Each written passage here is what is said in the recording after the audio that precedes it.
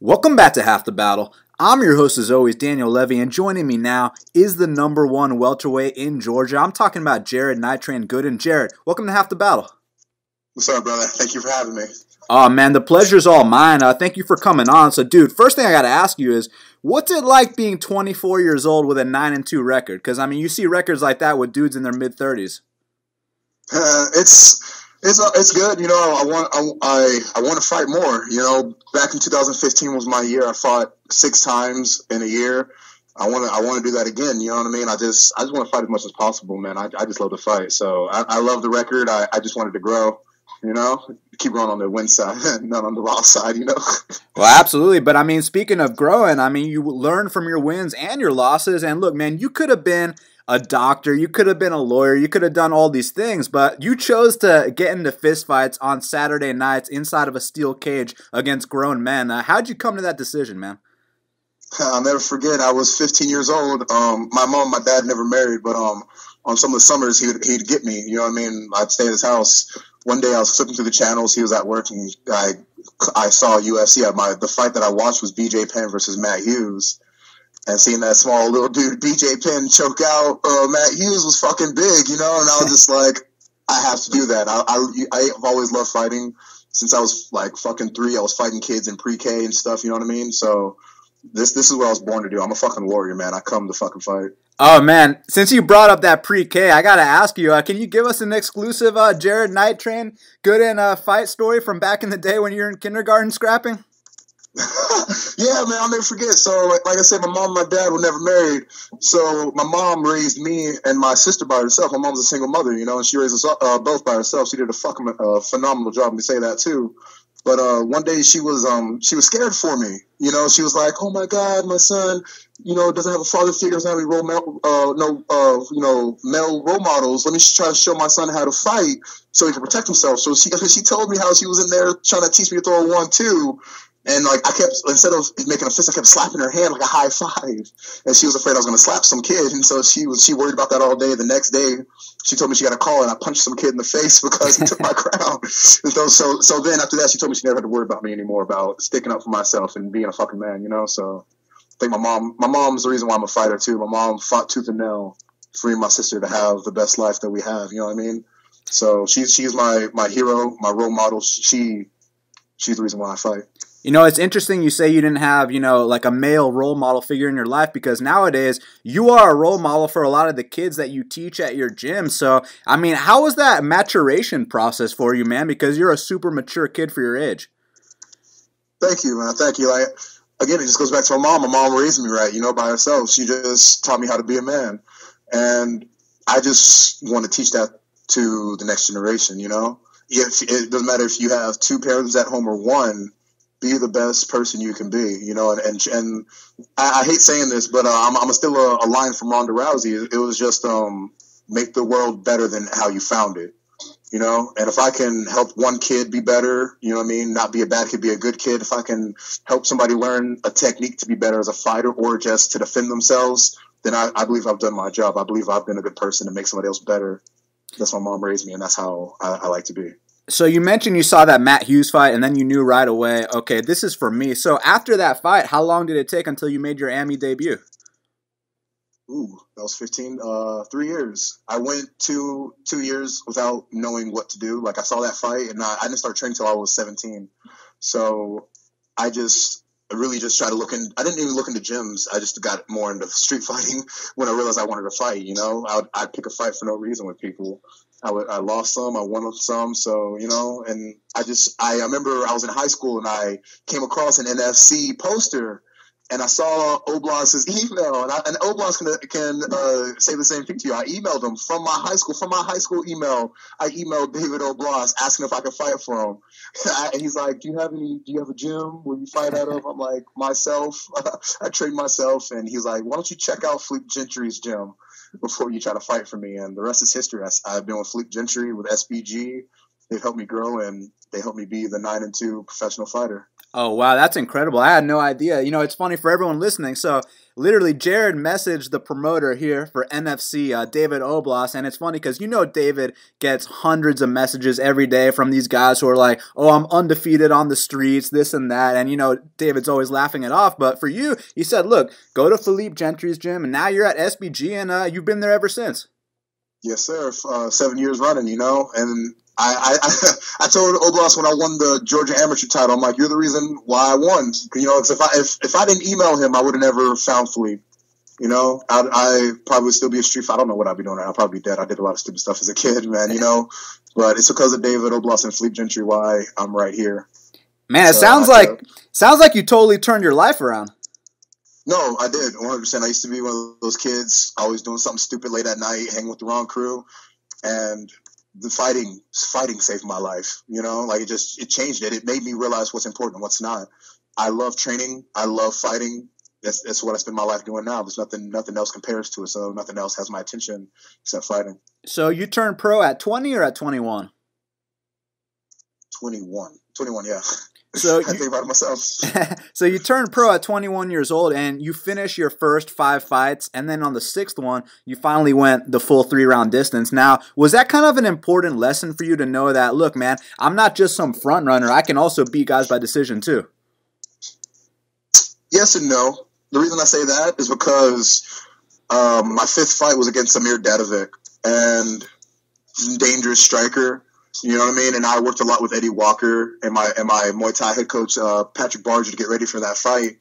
And I always knew I could go the distance, that's what Philippe Gentry and Pat drilled into me, to be ready to go for a 3-round war. I already knew that, but since I was fighting Amir Dadovic, I was like, shit, I don't want to stand and bang with him. Take him down. But, so I actually did everything. I stood and banged with him, took him down, worked some jits with him. Man, and Amir is one of my favorite fights, man. I tell people this all the time because me and Amir were talking shit through the entire fight, and I love that. And at the end of the day, we had beef going into the fight. We had beef in the fight, but after it was done, when the bell rung, we shook each other's hands, hugged, you know what I mean? And we're like, you know what I mean? Like, we're good. We're friends now, you know what I mean? Like, when I see him, say what's up. We check on each other. How's your family? You know what I mean? So, yeah, I always knew I could go the distance. Amir helped me realize that as well, though, I should say. So you mentioned you did some training with Eddie Walker, and for everyone listening, I mean, Eddie Walker's the kind of guy, he knocked out Joe Schilling, and one doesn't simply knock out Joe Schilling, as you know, so to get and work with a guy like that, obviously it paid dividends, but I got to ask you about that fight you had with Tanner Saraceno, because, currently, I'm sure you already know, he's a very hyped prospect. He's been doing big things since you guys had your fight. Now, in that fight, man, because we're used to Jared Nitre and Gooden going out there and smashing everyone in that first round, but you had to overcome adversity. You had to show the heart of a champion. You had to show that this is really what I want to do. So how invaluable of an experience was that fight for you to show that, look, not only can I overcome adversity, I can come back and win the fight too? Yes, I even told Tanner after the fight, man, I thank him for that fight. Because nobody knows how much you can take, you know what I mean? Nobody knows, what shot's going to knock me out or how many punches I can take and keep going. Tanner helped me realize that, man. I ate so many shots, man. He had me on the ground and pound, man. He almost had me out. And I fought back through that, he helped me a lot. So now I know going to the fight, like when I fought Julian Williams, like another fight like that, it took me down and just dropped hell on me, you know what I mean? And I was able to get through it 3 rounds of that. So because of those 2 fights, I know I'm able to take whatever anybody can dish out, and I can definitely come back with more. That's what I keep thinking. And every fight I know, I'm like, I can eat whatever you got. You can't take mine, though. So you brought up your second professional defeat to Julian Williams. And look, the guys that you lost to, I mean, when you're just a kid that's 21, 22 years old and you're going up there against guys like Vic K, you have to take those learning lessons. And, you lost to 2 very respectable guys. But do you feel like the fact that you already got those lessons out the way this early in your career is only going to help you moving forward? 100%, Both guys are great at takedowns. Julian and Dave Vicke's top pressure was insane. I couldn't get them off me, and it's helped me. It helped change my camp for each fight now. You know what I mean? Like I used to think nobody could take me down. Stand and bang. If I want to take him down when I want to, and then finish with jits. Now I'm working everything, the ground, the stop and takedowns, the getting up from the ground, so like, I hate that I have those 2 losses, like any fighter, anybody would hate their losses, but I'm glad they happened early, you know what I mean? So now I know I fixed my holes in my game, and now I'm ready for everything else. You know, the UFC, Bellator, anything calls me. I'm not worried about any of their wrestlers taking me down. You know what I mean? I know I can stand and bang, keep them up on the feet. No, and I'm glad you bring that up, man, because, you know, with a lot of these guys, they never had those challenges on the regional scene. So then they get to the UFC and they're not quite ready for it. But for you, you already got that out the way early. You knew what you had to work on and you came back better. But I got to ask you, man, because it's kind of funny. I heard a lot of people criticizing Jared Night Train Gooden for, you know, quote unquote, not finishing fights. But when you look at the record on paper, you finished 6 of your 9 wins inside the distance. So is it ironic that people criticize you, or are haters just gonna hate? Shit, nobody said that shit to my face, so I'm guessing the haters are gonna hate. Fuck, nobody said that shit to my face. I wish somebody would. But I finished their ass right there. No, man, it's the fight game, you know. The 3 guys that I haven't finished, they were tough ass dudes, you know. Like, I promise you, I went for the finish. You know what I mean? It just never materialized because they were that good at shutting down what I was trying to do, or you know what I mean, just moving correctly. Yeah, man, haters gonna hate, and I've never heard that. You know, nobody's told me that. So you just really fueling my fire to kill the next person in that fight, man. Because, like, shit, I've never heard anybody say that. Like, oh, you never finished you didn't, or whatever. Like, you know, whatever you just said, I've never heard anybody say that to me. So it's just fueling my fire now to go beat the fuck out of whoever's next, man. Finish them within the first round. No, it's hilarious because I'm always talking about how is Jared Gooden not in the UFC yet, and you know, someone said, oh, he needs to finish more fights, and then, you know, I had to double check because I've been watching you for a while, man. I've seen you finish plenty of guys, but I had to be like, wait a second, does he really go to decision every fight? And 6 out of 9 fights ended inside the distance. So yeah, I don't know what the hell they're talking about, but Jared, listen, man, we mentioned how you have so much experience at such a young age, but I mean, do you feel like you're ready for that UFC call right now? Yeah, tell them to call me right now. Tell them to call me right now, man. I'm ready to go in there, bro. I could cut weight right now to 170. I swear to God. Yeah, I'm ready for the UFC, man. There's nobody that can stop me. I'm the best in the world. I'm not being cocky. You know what I mean? I'm the best in the world, and I just can't wait to show it. You know what I mean? Like, I've trained with the best guys in the world. Our jiu-jitsu here at SPG Buford is amazing. Our stand-up now is amazing. Like, if you watch the last NFC card, I had 3 guys go out there. All 3 of my guys won the stand-up fight. You know what I mean? Like, there was not a fight where my guys were being beaten on the feet. Our hands are sick, and like, my hands are sick. My jiu-jitsu is sick. I'm ready for the UFC. Just tell them to call me. So, man, what's your opinion on the current UFC welterweight title picture? Because obviously you got the champ Tyron Woodley, you got guys like the #1 contender Rafael Dos Anjos, but then you got all these young up-and-comers. You got guys like Santiago Ponzinibbio, guys like Darren Till, guys like Mike Perry. Where do you feel like you fit in with these guys? I believe I beat them all. That's it. I'm the best. Fuck them all. And Tyron Woodley is just a crybaby bitch to me, man. Always crying about something. Oh, I'm the most hated UFC champion because I'm black. No, it's because you suck. Like, don't get me wrong. He's good. He's the champion for a reason. But talking about not finishing fights, he should have finished Damian Maia. Don't get me wrong. I wasn't in the cage, just like my 3 fights that I didn't finish. I can't really talk that much shit, but you stuffed all of his shots. You're supposed to have the what you call it, the more of the stakes on your style with stand up, but yet you barely landed any strikes. So like, I just can't stand Tyron Woodley. I wish the UFC would call me today to fight him tomorrow. I would just love to beat his ass for fucking 5 rounds actually. That fight I wouldn't end because I want him to suffer for 5 fucking rounds. I just hate him. He's annoying as fuck. So I gotta ask you, man, how'd you get the nickname Night Train? I know you're a huge fan of rock and roll. Does that have anything to do with it? Not at all. So my uncle from Alabama, he used to draw comics, and so he came up with the nickname. He watched me my last amateur fight. I fought for the Georgia State Championship, and he saw my fight, and he was like, "Well, Jared, you're always moving forward like a train, and you're dark as shit. I'm gonna call you the Night Train." I was like, "Oh snap." You know, that like first it hurt me. Like at first I used to hate the name that I told my coach, and my coach Philippe Gentry loved it. So the name stuck, Night Train. I'm always moving forward, and I'm dark as fuck. There you go. So man, what's it like training at SBG? Because you got some great people around you. Obviously Philippe Gentry, Jim Shepard, all the incredible people over there, and it seems like they really got your back. They're really looking out for your best interest. What's it like training over there? And it's amazing. I tell you what, Philippe Gentry and Patrick Barger are they have become my father figures, and even as a grown man right now, they are my just male role models. You know what I mean? Just the way they handle themselves, the way they train, the way they do everything. Like that's how I would love to be even just half the man they are. You know what I mean? Because they're just amazing people to me. How they able to carry themselves outside the gym and inside the gym. How they don't care for like stress and doing stupid stuff.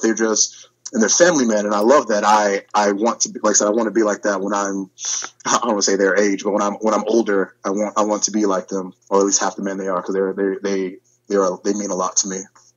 So, man, your last fight against Eli Winter, it's kind of interesting because not only was it for the Georgia 170-pound belt, but I've literally seen both of you guys train in the gym before. I've seen you guys be super friendly with each other, but I've also seen Eli Winter go out there and knock people out cold in the gym. So was it kind of an interesting dynamic knowing, like, look, this guy's my boy, but at the same time, I want to be known as the best welterweight in Georgia?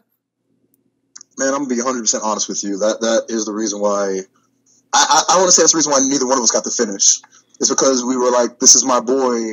I don't want to hurt him too bad, Like, I believe if we fought again, we could put that aside and actually go out there and bang, But I believe that's what held us back. We both are like, oh, that's my friend. I don't want to hurt him don't want to hurt him. And it was a good fight still, but I believe we could have done more, That fight annoys me because I say that to myself all the time. I've watched that fight over 100 times, and I'm not as mean or anything in that fight as I should be, and it aggravates me. But at the same time, he's my friend, But like as a professional and moving forward, I know that has to change. When we're friends, but inside the cage we can't be friends. We have my goal is to kill. Afterwards, be friends again, and that's what that fight helped me learn. And that's what that fight helped me learn is we can be friends outside the cage. Inside, it's just business. So, Jared, look, man, you're 24 years old. You're 9-2. What kind of message would you have to kids about following their dreams? Because clearly you're following yours.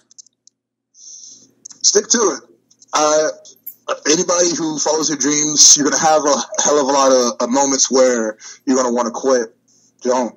I've never really told anybody this, but 3 months into just beginning to train, just 3 months into it, I tried to cancel my membership with my gym because I thought it was too much, Oh, wow. And yeah, no, I've never told anybody that. I've actually tried to quit, and they're like, oh, no, you're locked in for a year agreement. You can't quit. and since I'm like, well, shit, I'm spending the money, I guess I'll go, and that's why I'm where I'm at.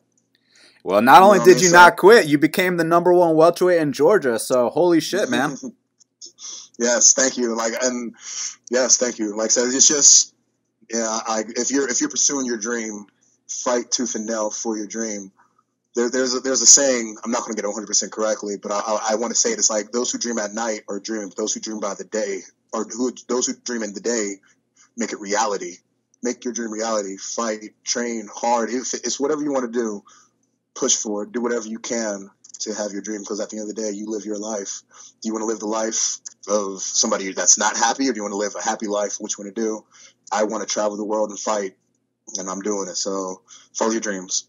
So, man, what's next for Jared Night Train Gooden? Are we looking at, LFA? Are we thinking Bellator? Are we trying to get that UFC call, maybe defend the NFC belt? What exactly is next for Jared Night Train Gooden? I will go whoever calls me, man. I need a fight. You know what I mean? I'm sorry, I don't need a fight. I want to fight. If Bellator UFC wants to call, even Legacy, I don't care who calls. I want to fight. I'm trying to get on. I'm not going to say when. I'm trying to get on a card really, really, really soon. I'm just waiting for contract to be signed, and if the person I'm going to fight, grows some balls and actually does it, I guess we'll be in business, and I'll be posting about it soon. But until that person does, I guess I'll be waiting. Well, I know you were supposed to fight top prospect Sid Wheeler, but he unfortunately had to pull out. I mean, are you guys trying to make that one happen again? I haven't heard anything about that yet. I don't even know. Like, he backed out saying he was hurt. I never got any documents saying that he really was hurt. So to me, he just backed out because he's scared. Sid Wheeler, if you're listening, if you ever want to fucking nut up, bro, I'm here. I'll bang. So it is what it is. Well, Jared, I want to thank you so much for taking the time to speak with me right here, right now on Half the Battle. It's been an absolute pleasure. The fans can follow you at JGNightTrain23 on Twitter. Jared, any message for the fans before we go? I'm awesome. Follow me. You come live my journey with me, Live through my camera's eyes. No, but seriously, come follow me, watch me. I'm going to be the best in the world. I am the best in the world, and one day you'll see it. Go ahead and jump on the night train now.